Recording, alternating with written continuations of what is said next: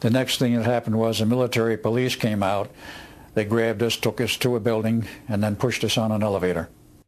We went down several floors where, upon exiting, we were met by an elderly man who introduced himself as Dr. von Neumann. We thought this old man must be crazy. He couldn't be Dr. von Neumann.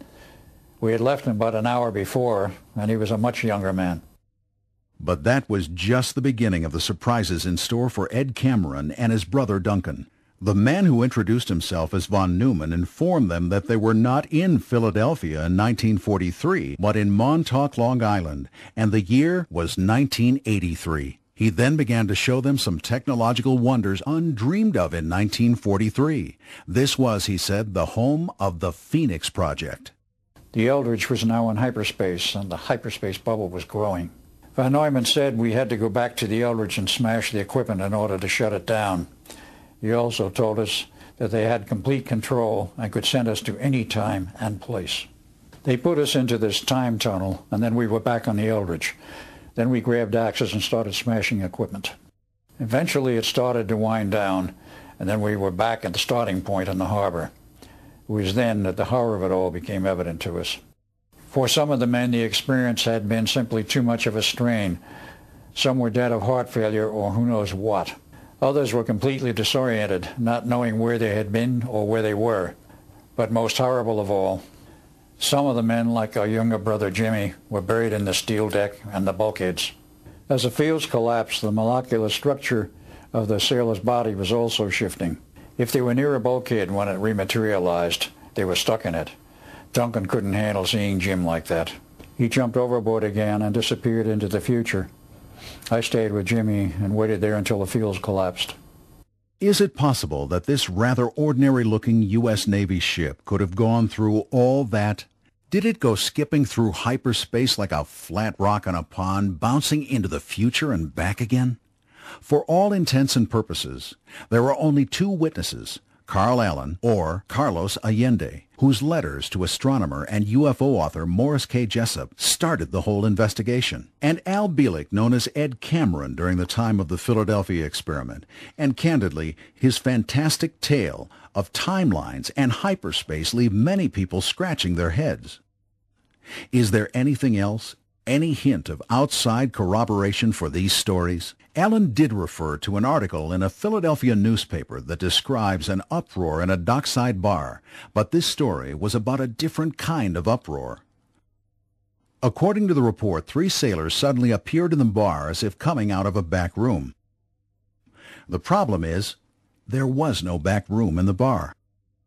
Even more startling, they left the same way they came in, through the back wall. Both Albert Einstein and Nikola Tesla had given up their experiments with the unified field theory years before the actual experiment, and in spite of the Navy's statements to the contrary, a number of investigators are convinced the government did in fact test not only optical invisibility, but a time machine that day.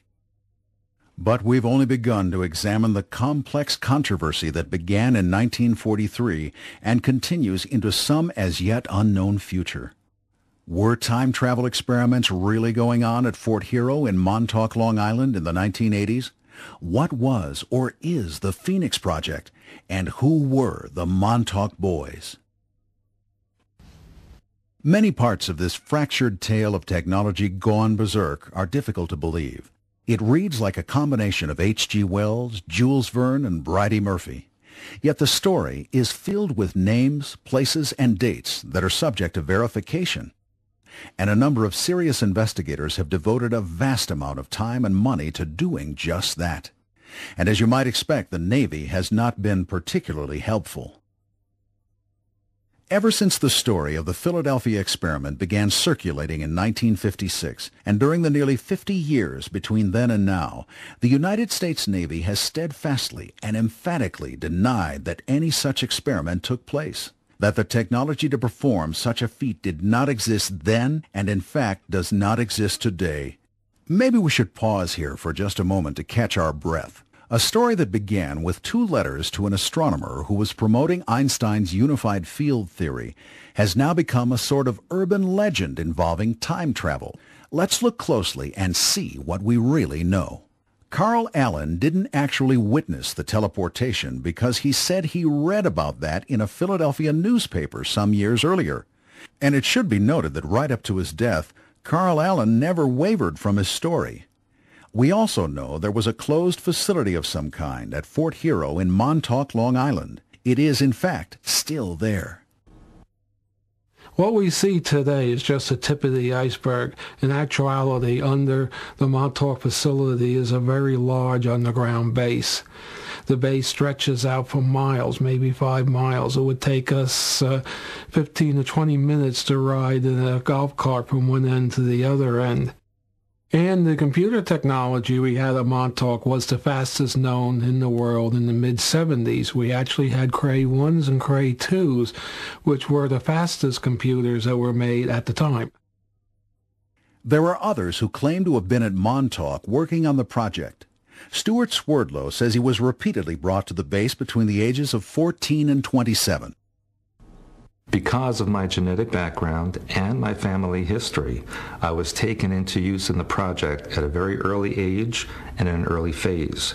Initially, I thought there were alien beings in control of it. However, later on, I discovered it was the military and the guise of aliens who actually manipulated it. My earliest memories involve mind control experimentation, techniques and tactics that were used on the test subjects, so that they could be later used on the general population. Later on, they went into genetic manipulations, and finally into time travel experiments. We also know that the government will confirm none of this. To the contrary, they emphatically deny that any such experiments, tests, or research took place in Philadelphia in 1943 or in Montauk at any time. But independent testimony continues to suggest that something out of the ordinary did indeed take place.